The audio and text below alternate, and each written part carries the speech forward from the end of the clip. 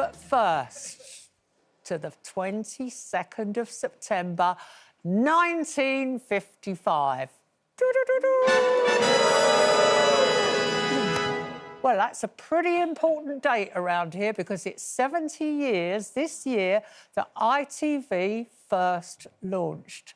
Now, I'm going to make you feel really young now, Gloria. Thank you. Because when it started, you would have only been 15 years old. But what was the first show that you did for ITV? For ITV? Yes. It was a programme called Sunday, yeah. which flummoxed me completely, coming from a province like Northern Ireland, where you were lucky to get a big name, maybe once a year, because people wouldn't go there because of bombs, bullets and barricades. They didn't want to visit Northern Ireland. Yeah. And so when I came to London and worked for this iconic station, of course, they got everybody you can think of. So let's have a little look. Yeah, got a clip. Thank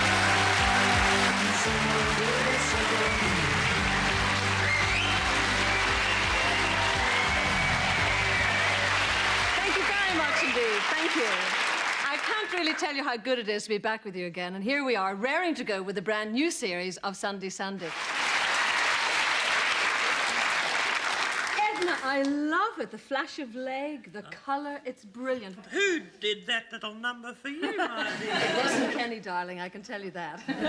Now, the thing is, my hair was as big as Dame Edna's at that particular point. 80s hair. I was in another ITV studio doing a show called Saturday Night People, with Russell Harty and Clive James. And that's when I discovered that doing a TV show, hosting a TV show with two men is a nightmare because you can't get a word in edgeways. Anyway, I think we've got a clip from Saturday Night People. I'm parking the car and I see the editor of Ritz magazine and we had a bit of chit-chat and, you know, I've learnt now never to speak to anyone like that because I always put my foot in it because in the latest issue it says Janet Street Porter says the strangest things for the intelligent lady we all know her to be. That's ironic. First, her remark that she is getting rid of her 3.4 Mark II Jaguar because it looks like a tart's car, but will replace it with a pickup truck. When you and I first met, it was well before you were on television. We had a search for your very first television show. I believe it had the excruciating title of Women at Home. It was Women at Home, yeah, exactly. 1970. What did you do exactly? But it was for Tyne Teas, and I used to... It was a sort of... I dare not say it, but it was a women's afternoon show, and so it had a bit of cooking and a bit of gardening. We can't show the viewers a clip because we've got pictures. Couldn't get it. Well, I don't know what happened to the pictures. I'd love to... I'd give anything to see that clip, because there was one famous clip when I had Lottie Burke, and I don't know, none of you will have ever heard of Lottie Burke. She was an exercise queen, wasn't she? She was an exercise queen, and she was German, about 70 years old, and she basically shouted at women who would be lying on the floor.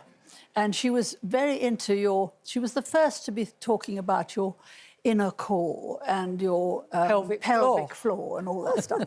Anyhow, she had me lying on the floor in the studio, and she was prancing round me like a demented teenager, shouting, "Squeeze, squeeze, squeeze, make like jiggy, jiggy." Only with the F word. Jiggy, jiggy, jiggy, jiggy. You're doing that well, by the way. She taught you well. That's enough. I'm in control today for once in my career. Leslie, Birds of a Feather was on the BBC, but what was the first show you did for ITV? First for ITV, I think, was TVAM, maybe even before that, where I played the glamour correspondent. Are you saying I'm not glamorous, Janet? I used to go on the Orient Express to Paris and pretend to be Joan Collins and book into the Georges V Hotel. And I used to interview people at polo matches, and it was wonderful. And then, of course, Birds was on the BBC, and then we had something like a 9-year gap. And then ITV took us on, so I came over to ITV for about 5 years. It goes, this is... Yes, this is the real Foxy Cohen. The only thing real about this imposter are the clothes and the jewellery that he has stolen from me. They're not stolen. I got them from a junk shop in Ilford. Dare you, that's my necklace. Maybe we should rescue her. Come on, boys.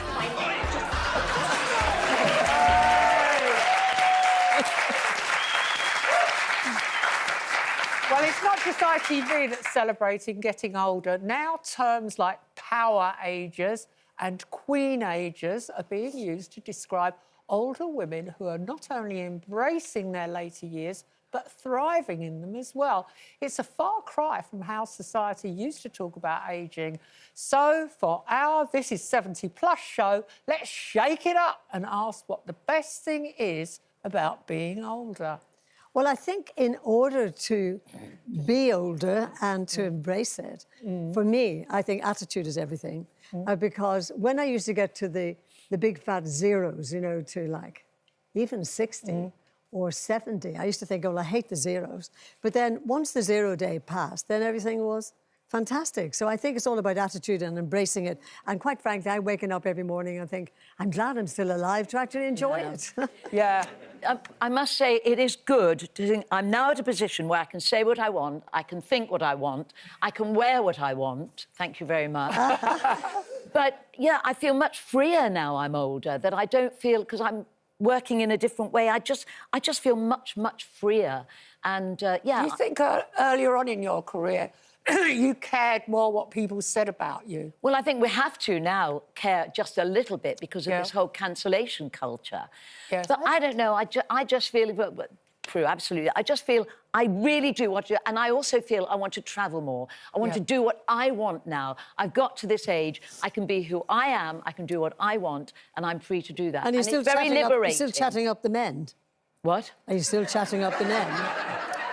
The you way said you don't always talk about did. that, thank you, Gloria. Sorry. Prue, what about you? Do you think... I think old age stinks. Oh, what? What about it stinks? Why? Oh, come on.